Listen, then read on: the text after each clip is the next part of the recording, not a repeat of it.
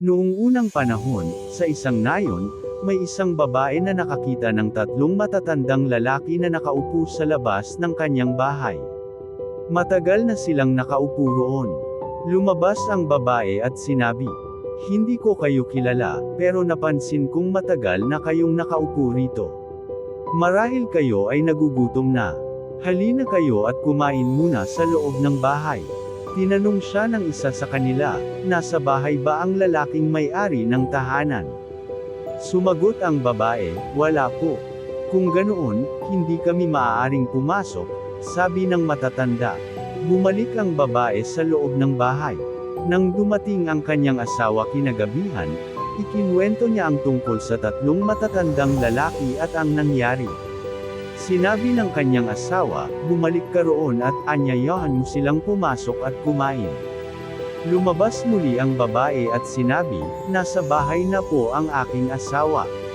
Inaanyayahan niya kayong pumasok at kumain kasama namin."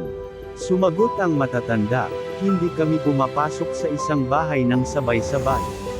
Nagtaka ang babae at nagtanong kung bakit.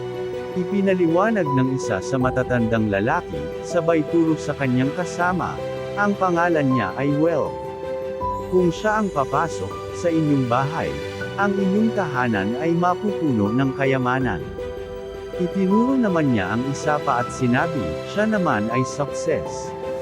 Kung siya ang papasok, magiging matagumpay kayo sa lahat ng inyong sisimulan.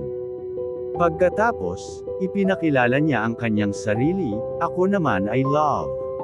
Kung ako ang papasok sa inyong bahay, mapupuno ito ng pagmamahal magpakailanman."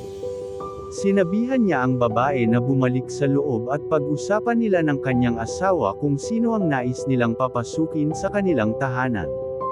Tuwang-tuwa ang asawa nang marinig ito at sinabi, "Anyayahan natin si Wealth, para mapuno ang bahay natin ng kayamanan." Ngunit hindi sumang-ayon ang babae at sinabi, "Bakit hindi si Success ang anyayahan natin?" Narinig ito ng kanilang anak na babae. Lumapit siya at nagsabi, "Hindi ba mas mabuti kung si Love ang anyayahan natin? Sa ganoon, ang ating tahanan ay mapupuno ng pagmamahal magpakailanman."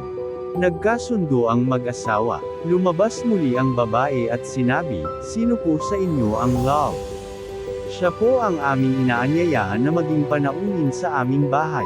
Tumayo si Love at nagsimulang maglakad patungo sa bahay. Biglang tumayo rin ang dalawa at sumunod sa kanya. Nagtaka ang babae at sinabi, "Hindi ba sinabi ninyong hindi kayo maaaring pumasok ng sabay-sabay? Si Love lamang ang aking inanyayahan. Bakit po kayong lahat ay pumapasok?" Sumagot ang matandang lalaki, "Kung si Wealth o si Success ang inyong inanyayahan, ang dalawa ay mananatili sa labas. Ngunit dahil si Love ang inyong pinili, saan man siya magpunta, kami ay sumasama sa kanya." Aral, kapag may love sa tahanan, kasunod nito ang wealth at success.